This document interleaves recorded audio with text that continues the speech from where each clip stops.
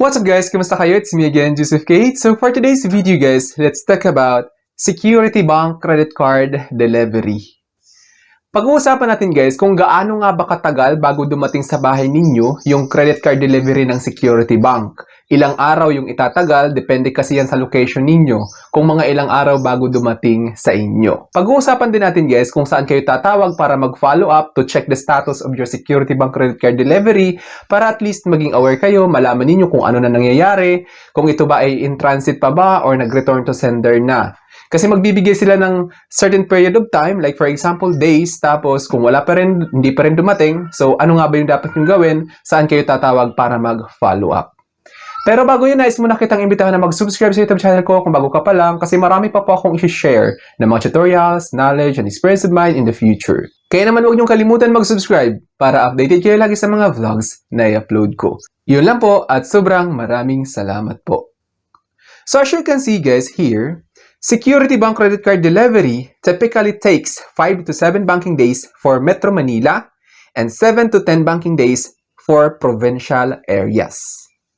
So kasi nakadepende siya guys kung ano yung location nyo. Of course, tulad ng nabanggit ko kanina, lalong-lalo na kapag nasa Mindanao kayo. Since yung credit card sa Security Bank is nagmumula pa yung delivery from Metro Manila. Kaya medyo may factors talaga siya na makaka-apekto sa days of arrival, kung gaano katagal bago dumating sa delivery address ninyo. Specifically, yung mga nasa pinakamababa ng mapa ng Pilipinas, kaya kailangan din maging aware kayo. For replacement cards, the timeline is slightly longer. 7 to 10 banking days for Metro Manila and 10 to 14 banking days for provincial addresses. So as you can see dito guys, kapag replacement yung card niyo sa Security Bank, mas matagal siya compared to nung nag-apply kayo tapos na-approve, mas mabilis lang yon. Tapos kapag nag-request kayo ng Security Bank credit card replacement, yung delivery time or yung delivery days is mas matagal siya. As you can see, 7 to 10 banking days sa Metro Manila. Tapos 10 to 14 banking days naman para sa provincial addresses. Nakadepende kasi siya. Kasi nagtawag pa kayo, mag-request, tapos ipoproduce pa yung credit card. Ganun yung mga factors na nangyayari. Ito yung breakdown guys about the days kapag nasaan man kayo ngayong location, kung gaano katagal darating sa address ninyo. As you can see guys, Metro Manila is 5 to 7 banking days. So kapag nasa Metro Manila, siguro naman aware kayo kung ano yung Metro Manila. Kasama dyan yung Quezon City, Pasig, Mandaluyong, Caloocan. Yan, yung mga halimbawa ng Metro Manila, yung Fairview, yan, covered yan ng Metro Manila. So, kapag yung address nyo is napabilong dyan, napasama dyan, 5 to 7 banking days lang, darating na agad yung Security Bank Credit Card ninyo.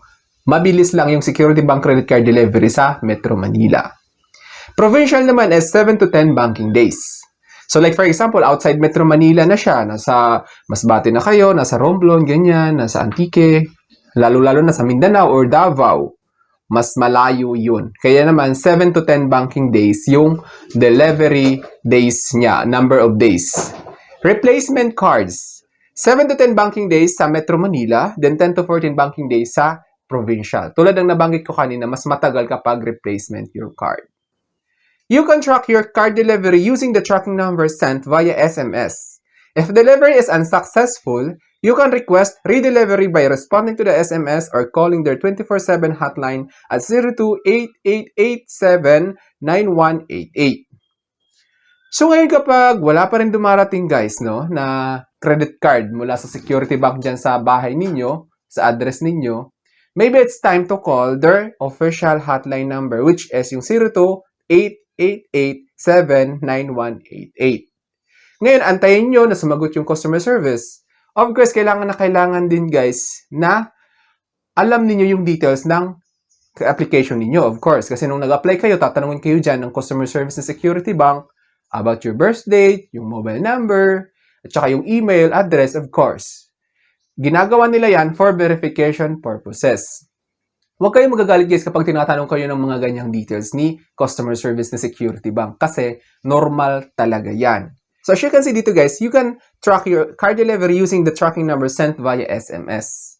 Siguro naman aware kayo nung nag-apply kayo ng Security Bank credit card. Tapos pagka-apply ninyo, maglalagay kayo dyan ng contact details. Yung mobile number, yung email address. make sure lang guys na active talaga yan. Kasi, diyan lahat ipapadala yung updates about your Security Bank credit card application. Pati na rin yung delivery, yung informations, yung updates, kung nasaan na, kung ginagawa pa ba yung credit card ninyo, kailan i-deliver. Diyan yung lahat marireceive. Kaya naman if ever guys na mawala yung mobile number na yan, or mawalan kayo ng access sa mobile number na yan, pati na rin sa email guys. Kasi kahit sa email, nagpapadala din sila ng mga informations about your Security Bank credit card delivery updates, kaya naman dapat na-access nyo rin yun. Kasi kapag hindi nyo na-access yung mobile number, halimbawa, nawalan kayo ng access doon. If ever nawala yung phone, nawala yung SIM card, di ba? Napaka-hassle nun. Kahit pa paano sa email man lang, magkaroon kayo ng access doon. Para malaman ninyo kung out for delivery na ba yung Security Bank credit card ninyo. At the same time guys, ano nga ba yung dapat nyo gawin kapag nawala or nasira yung SIM card tapos wala na kayong access sa email?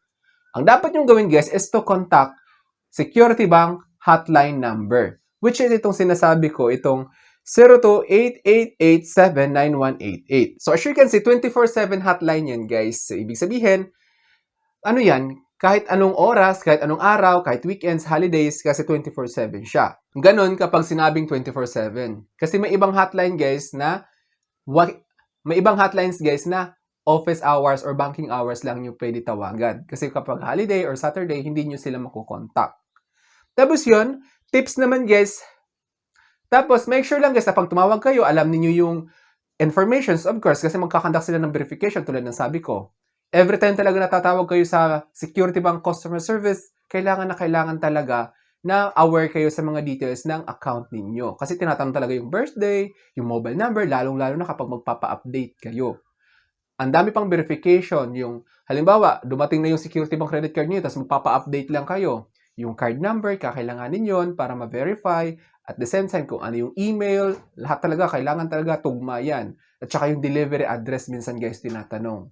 Kaya naman dapat talaga aware kayo na dapat, kung ano yung details doon, kailangan, yun talaga yung masabi ninyo. Kasi pag nagkamali kayo, nagkaroon ng discrepancy, mag-fail yung verification process ninyo.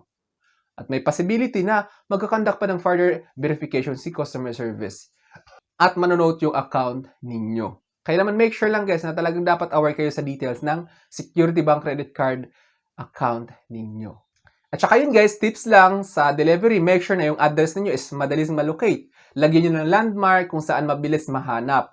Kasi kapag hindi nyo gawin yun, mahihirapan talagang hanapin si rider kung nasaan yung location ninyo.